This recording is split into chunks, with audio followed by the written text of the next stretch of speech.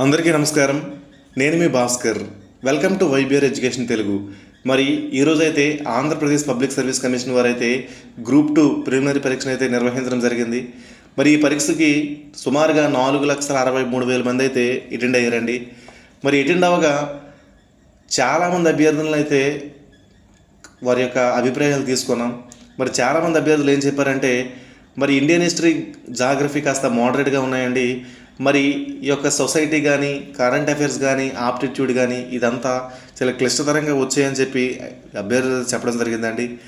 మరి దీనికి సంబంధించి కట్ ఆఫ్ ఏ విధంగా ఉంటుంది, ఇటువంటి విషయాలన్నీ చాలా మీతో విషయాలు మాట్లాడాలండి. సో మాట్లాడే ముందు మన ఛానల్ ఇంకెవరైతే సబ్స్క్రైబ్ చేసుకోలేదో సబ్స్క్రైబ్ చేసుకునే మిత్రమా, నాకు మరింత సపోర్టివ్గా ఉంటుంది. ఒకసారి మాట్లాడుకున్నట్లయితే ఈరోజు ఎగ్జామినేషన్లో చూడండి, ఇండియన్ హిస్టరీ, జాగ్రఫీ కాస్త బుక్లోనే కాస్త రిఫరెన్స్ బుక్లో వచ్చాయి. మరి ఈరోజు మనకున్న సొసైటీ కానీ, ఆప్టిట్యూడ్ కానీ, అలాంటి కరెంట్ అఫైర్స్ కానీ, చాలామంది కరెంట్ అఫైర్స్ మ్యాగజైన్ చదువుకుంటారండి. సో చాలా రేర్గా questions, rarest of the rare కండిషన్లో క్వశ్చన్స్ వచ్చాయి. సో మిత్రమా, ఎక్కడైనా మీరు మేల్కోవాలి.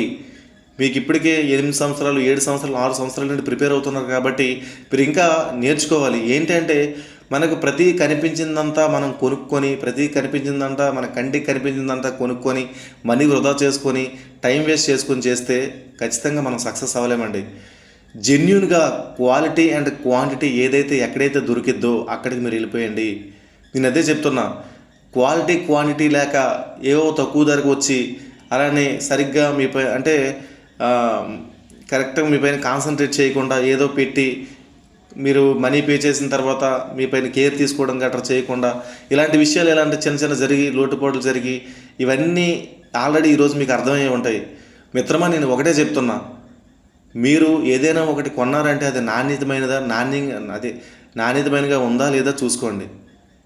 ఎందుకంటే ఈరోజు ఒక నిరుద్యోగికి ఒక 10 రూపాయలు దొరకాలంటే ఎంత కష్టమో తెలుసు. ఎందుకంటే మీరు చదివేటప్పుడు మీరు కష్టపడరు. ఎవరిపైన ఆధారపడతారంటే పేరెంట్స్ పైన ఆధారపడతారు. వాళ్ళు కష్టపడి తేవాలి కదా. సో నేను చెప్పేది ఏంటంటే, అంటే వేరేలాగా అనుకోకండి. మీరు ఒక యాప్ని కానీ, ఒక క్లాస్ని కానీ కొన్నారంటే ఖచ్చితంగా ఫీడ్బ్యాక్ని తెలుసుకొని కొనండి.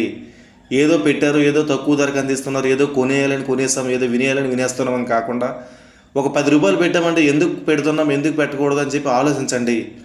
ఈరోజు తప్పు ఎక్కడ జరిగింది అంటే తప్పు ఎక్కడ జరిగిందని ఒక విషయం చూసుకున్నట్లయితే, ఈరోజు చాలామంది కీస్ని అయితే ఈ ప్రిలిమినరీ ఎగ్జామినేషన్కి చెప్పారండి.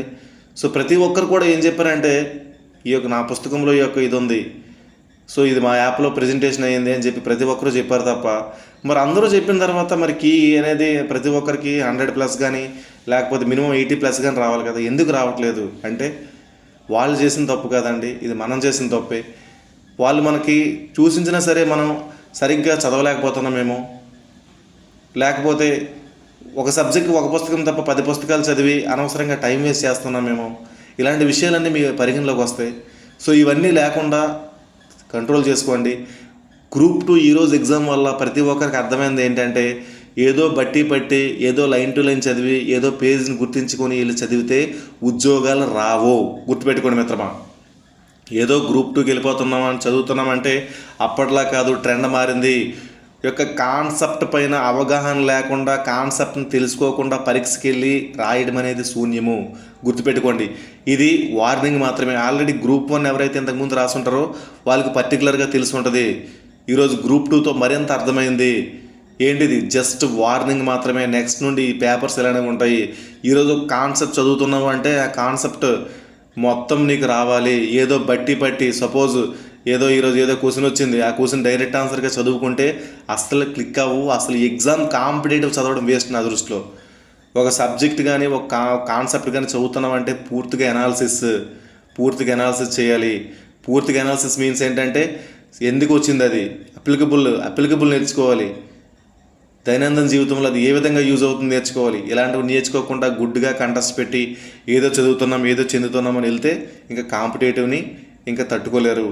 దయచేసి కాంపిటేటివ్ నుండి వెళ్ళిపోవడం బెటరు. నేను అనేది తప్పుగా అంటున్నాను కాదు. చాలామంది ఏంటంటే ఈరోజు ఫోన్ చేసి చాలామంది బాధపడుతుంటే నాకు చాలా బాధ వేసింది. ఇంకా తప్పు చేస్తున్నారా అని చెప్పి. మిత్రమా, నేను ఒకటే మీ దగ్గర కోరుకునేది, ఏదైనా కొనేటప్పుడు కానీ క్వాలిటీ క్వాంటిటీ రెండు మెయింటైన్ చేసుకోనండి. కొనేటప్పుడు ఒకటికి 10 సార్లు ఆలోచించుకోనండి. ఎందుకంటే ఈరోజు మనకు బట్టలు కొనేటప్పుడే బట్టల స్టోర్కి వెళ్ళేటప్పుడు 10 బట్టలు చేంజ్ చేస్తుంటాం. మరి అలాంటప్పుడు ఒక క్లాస్ తీసుకునేటప్పుడు, ఒక యాప్ తీసుకునేటప్పుడు ఎందుకు ఆలోచించట్లేదని నేను అడుగుతున్నా. ఈరోజు నాకు కూడా చాలామంది ప్రమోషన్ చేయమని వస్తున్నాయి, ఆఫర్స్ వస్తున్నాయి. ఎందుకు చేయట్లేదంటే ఒక నిరుద్యోగిని మోసం చేసి నేనేదో అక్రమంగా డబ్బులు అర్జించాలి అని చెప్పి నాకు అటువంటి ఒపీనియన్ ఏమీ లేదు. మీరు బాగుపడాలి, మీరు ఉన్నతంగా నిలబడాలి, మీరు అభివృద్ధి పదంలో నిలవాలనేది నా యొక్క ముఖ్య ఉద్దేశం. గుర్తుంచుకోండి మిత్రమా, మీ వరకు నా నుండి ఖచ్చితంగా జెన్యూన్ ఇన్ఫర్మేషన్ వస్తుంది. ఏదైనా సరే ఇకసారి నుండి ప్రతి ఒక్కటి నేను ఖచ్చితంగా నాకు ఫ్రీ టైం ఉండేటప్పుడు మీతో సెట్ చేస్తాను మిత్రమా. ఇకసారి నుండైనా మీరు మారాలి. గుడ్డిగా నమ్మి ఎక్కడికి వెళ్ళకండి. సో ఇవన్నీ మీకు తెలిసిన విషయాలే మరోసారి గుర్తు చేస్తున్నాను మిత్రమా.